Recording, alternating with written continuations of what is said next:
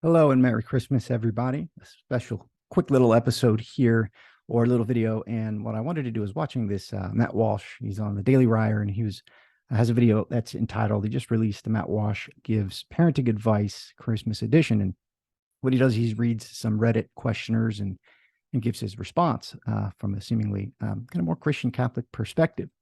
But I want to look at some of his responses. He talks about how to talk to the kids as they get older about Santa Claus and how he's not real, and the advice that he gives. I think there's a better way to, in a more kind of authentic and coherent way, that also doesn't ruin the magic of explaining to your child that Santa Claus actually obviously exists. So let's play it, and then we'll work through talking through some of the responses. The first one kind of goes into this, starts because he's talking about how someone's questioning how he can tell his kids that Santa gets to their house with no chimney. So perennial questions here in the modern world. So let me share my screen. All right, let's go. Again, I have no problem with Matt Walsh at all. This is just about exploring here. So if people want to see us on Christmas, they need to come to us. So maybe that's one of my solutions, is just start churning out more babies. And then once you've got a bunch of them, then for every holiday, it's like you say, you can't expect me with 6 kids. You got to come to me, okay? You want to see us on the holidays? We're the staging ground now where we got all the kids and you can come to us. You decide what's best for you, what you and your family want to do, and you let the other members of the family know, like, this is what you're doing, and that's it. And if they got an issue with it, they got an issue with it. All right, here's the question. How does Santa enter homes without a chimney? Growing up, we always had a chimney, so it wasn't an issue. My husband's family didn't, but he never questioned it, and his parents never said anything to him about it. I've heard from other people that Santa gets a special key that you leave outside for him on Christmas Eve. We just bought a new house without a chimney, and I'm at a loss. He's magic. Once again, don't complicate this. That's it. If your kid asks, how does he get in the house? He's magic. We didn't have a chimney either when I was a kid. And we'd have the same question. How does he get in? It's just magic. That's it. He just does. Next one says, I need help with the talk. Yeah, that's right. I need advice on how to bring up the whole Santa issue. My son is in 3rd grade and still believes in Santa. I'm surprised we've made it this long. I want him to hear it from me, not his friends, so I need to do it quick before the kids start talking about the holidays. Well, you sit your kid down and you say, listen, son, we lied to you. Your whole life is a lie. Nothing is real. All is lost. Have a great Christmas, son. No, you just tell him Santa was a game that, that parents play with little kids. It's a game. It's a fun game. It's make-believe. You weren't lying to him any more than you were lying back when your child believed in fairies and dragons and leprechauns and. All right, so let's talk through that answer there, right? So the kid gets old enough to be explained, or he's going to find out from his friends that Santa Claus doesn't exist. Let's tell him that it's make-believe, like fairies and dragons and what have you. I would argue that that's a wrong way to answer that question. I think the answer to the question, and I have a 3rd grader as well, is that obviously Santa Claus exists. And in having this conversation, it's not going to be done in one kind of go around. I've had a couple of these conversations with my son, and a lot of this I've taken from Jonathan Peugeot's video on actually Santa Claus exists. Obviously, Santa Claus exists, and it makes sense. And having this conversation actually opens up a broader conversation to understand how angels operate and exist in the world, and how our ancestors exist through us. What if we relegate to everything that exists as the only thing that is or is real?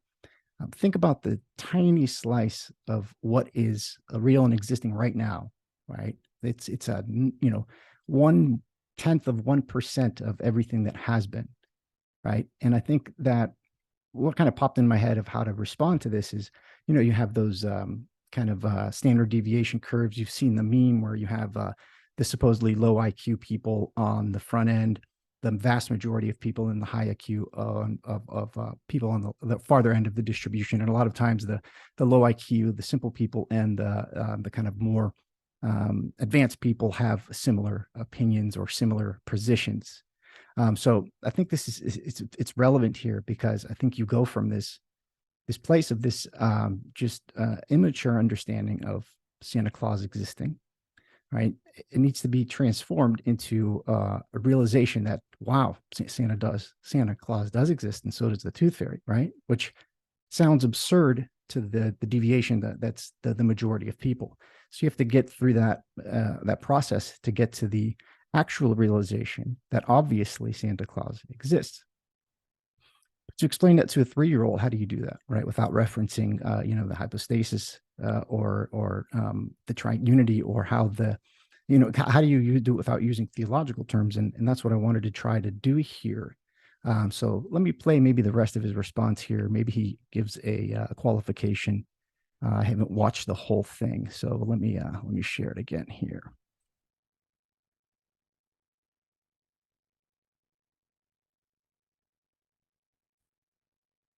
This thing with Santa and telling kids and how they're going to be traumatized, and it's if a kid will get over it, okay? Another one says, how to keep it going after they know about Santa. Is there a good non-religious way to explain the Christmas season?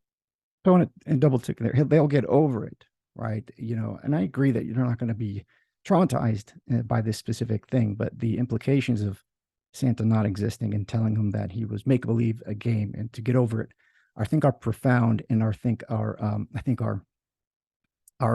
rooted in the nihilism that is comprises our age, even for Christian and religious people. I think they are subject to it as well, because I think the magic of Santa Claus and what he represents, and the way you can explain it even to a child, again, it would take time to find the appropriate avenues to kind of explain how Santa Claus exist without being a one individual, like a body that we know our bodies to be, and that this individual body is immortal, lives through space and time, and in any culture, in any given year, that individual body is what it transports all of these gifts to all of the world. That's silly, right? Of course, that's not how Santa Claus exists.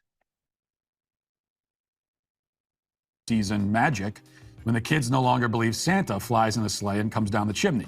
No, the answer is no. Is there a good non-religious way to explain the magic of Christmas? No, there isn't. We love Christmas for non-religious, wholesome reasons, so I think we could sort of explain the magic of Christmas season to them. No, you can't. I'd like to see you try. You know what Christmas, where that word comes from? Christ Mass. Christ Mass. It's not a coincidence, and it is very specifically to celebrate the birth of Jesus. It's like, imagine saying this about your neighbor, Gary. How can I explain the magic of Gary's birthday without including anything about Gary himself? You can't do that with Gary, the neighbor, and you can't do that with Jesus. Sorry. Okay, he's changing topics, kind of. So not to get into the whole how to appropriately address the actual meaning of Christmas with children, which I think is easier. It guys kind of goes by example. But the question of how does Santa Claus exist? And again, Jonathan Peugeot, and I think there was a new symbolic world blog called The Hypostasis of Santa Claus, I believe. I haven't read it yet, that addresses this question of how someone like Santa Claus exists and is more real and more obvious than it appears. All right, Santa Claus is a cultural pattern that's based on the reality of Saint Nicholas. All right, it's a story, it's a myth, it's a legend, but it doesn't mean it's not real and doesn't have real world impacts on the world, which it obviously does. Look at the transformation of homes and cities and towns and feelings that happen around the Christmas time, right? That's a real impact of the world, right? So how would that relate to how Santa Claus actually exists, right? He exists and he's distributed through space and time in a body that is not normally understood. It's not apparent phenomenologically to bodies existing this way. You can think like our bodies are well contained, and it's pretty clear that my individual identity is contained within my body that you see here in front of me. The same thing with the cup. The cup is there. You can see its qualities. It exists. It's real. But someone like Santa Claus is a kind of he exists is like a hyper object, right, through space and time. His body is made up of the different Santa Clauses that you see in the mall or on TV or in pictures or you read in books, or the Santa Claus that you have in your front yard or the stuffed animal that you have.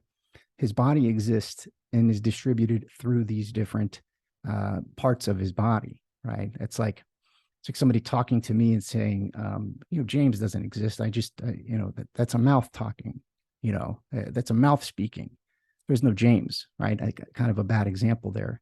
But a close and an interesting way that I've heard it explained kind of in a more secular way is that the spirit of Santa Claus is real, which is pointing to what we're trying to get at here, what I'm trying to get at here. But a lot of times that's the end of the conversation, not the beginning of the conversation. When you say, the spirit of Santa Claus is real. Because the question is, so if that's the case, how is the spirit of Santa Claus real, right? And the question that was asked is, how does Santa Claus deliver gifts without a chimney? And the answer being it's magic. Well, kind of like magic, but kind of not, right? The presents and the gifts are delivered through the appendages of Santa's body during the time of Christmas, through the parents, through family members, through friends, and what have you. You actually play the role. You are appropriated within the spirit and the body of Santa Claus. Like when a child is speaking to Santa Claus at a mall, he's not talking to Bob under the suit, right? He's talking to Santa Claus. And it's important to have the perspectival shift that needs to happen there, but it can be kind of elucidated to think about that. Bob's not talking about his problems at home. He's not talking about what type of car he has, his 401k. This is Santa Claus talking to a child about a present or a gift that he or she would want. And that the way that happens and the interaction there is not fake, it's not make-believe, it's not magic, it's important. And I think understanding that and getting back to a way to understand and discuss topics like this is interesting, or is important, and is part of the toolkit that we can use to break us out of this nihilism. Because I will go on record and say that Santa Claus obviously exists, and it's like you go from this as a child, the enchantment of Santa Claus, and then as an adult, that enchantment you've disenchanted, right? No more magic, no more excitement about Santa Claus delivering gifts. But if you get to that other end, right, it's a kind of a re-enchantment of Christmas from the Santa Claus perspective. And we're not even talking about here of how to approach the discussion of the birth of our Lord Jesus Christ in this manner. It's a difference. So I don't want to address that now, but I just wanted to come on quickly and share this perspective of how to re-enchant the reality that, and the obviousness that Santa Claus actually exists. Santa Claus exists. I'm going to link to Jonathan Peugeot's video, and there was an Akira the Dawn kind of a music. He put this discussion to music about how actually Santa Claus, or obviously Santa Claus, exists. It's really simple. It's like 5 to 7 minutes. You can share that with friends and family that you're having these types of conversations with. And I implore you to have these conversations. I've been having them with people at work, and I've been sharing these different videos and writings on it. But I think it's important to, and it's not, some things are so obvious that they're hard to see. And this is one of those. And it takes time and continued discussion. But once the perspective happens, right, the parallax shift happens, the second and third order effects of that can really open up a space of understanding how angels exist and operate through us in the world, how God exists, and a lot of other things which are important because they're true and because of the nihilism that we are all subject to. So anyways, I'll leave it there, guys. So Merry Christmas to everybody. Hope you have a great and happy New Year. Thank you for everyone that supports me and continues to watch my videos as I put them out. So until next time, again, I hope you have a Merry Christmas. God bless.